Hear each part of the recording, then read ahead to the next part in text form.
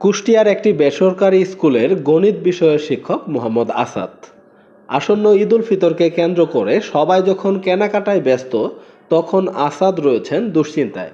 কেননা ঈদে মাত্র ৩,১২৫ টাকা বোনাস পাবেন তিনি। এই অর্থ দিয়ে স্ত্রী, সন্তান, মা বাবা কাকে ঈদের নতুন জামা কিনে দেবেন তা নিয়েই দুশ্চিন্তা তার। আসাদ দ্য ডেইলি ক্যাম্পাসকে বলেন, ছোটবেলায় জানতাম ঈদ মানে খুশি আর ঈদ মানে আনন্দ। শিক্ষকতা পেশায় প্রবেশের পর ঈদের ২-৩ মাস আগে থেকেই কপালে চিন্তার ভাঁজ পড়ে যায়। ঈদ আমাদের জন্য একটা অভিশাপ।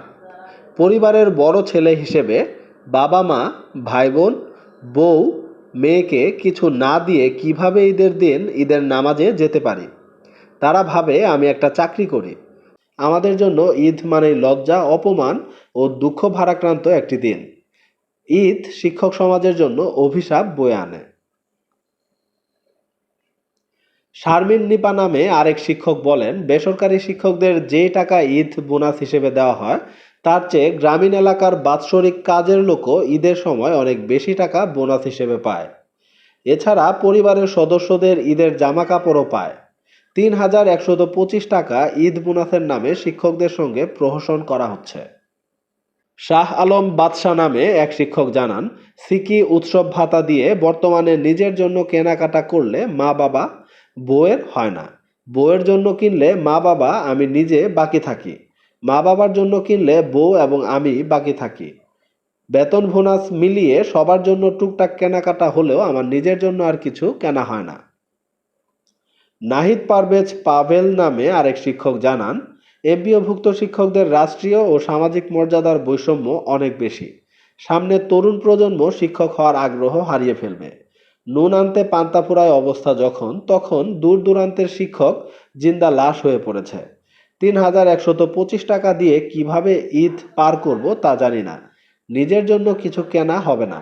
শিক্ষকদের এমন করুণ অবস্থায় রেখে সমাজের উন্নয়ন সম্ভব নয়। ওমর ফারুক বলেন, ঈদ শিক্ষকদের জন্য গলার কাটা। ঈদ বোনাসের নামে যে সামান্য অর্থ দেওয়া হয় তা না দেওয়াই ভালো। বাবা মা, আত্মীয় স্বজন বলে বোনাস পাইছো, আমাদের কিছু দিলা না। একেবারে না দিলে বলা যেত আমাদের মতো শিক্ষকদের ঈদে বোনাস হয় না।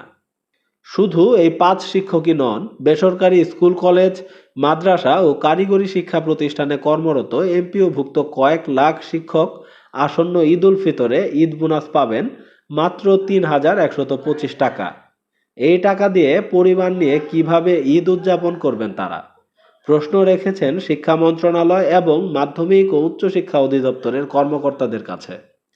একই সঙ্গে সরকারি, আধা সরকারি অফিসের কর্মকর্তা কর্মচারীদের মার্চ মাসের বেতন চলতি মাসে দেওয়া হলেও বেসরকারি শিক্ষকরা এখনও ফেব্রুয়ারি মাসের বেতন পাননি।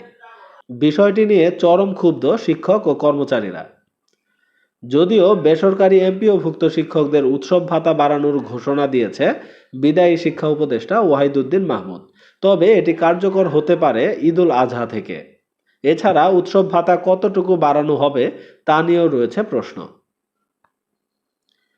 বেসরকারি এমপিওভুক্ত শিক্ষকদের উৎসব ভাতা বৃদ্ধির বিষয়ে জানতে চাইলে মাধ্যমিক ও উচ্চশিক্ষা অধিদপ্তরের মহাপরিচালক professor doctor Mohammad Azad Khan the daily ক্যাম্পাসকে বলেন, বিষয়টি নিয়ে শিক্ষা মন্ত্রণালয় কাজ করছে, এর বেশি কিছু বলা সম্ভব নয়।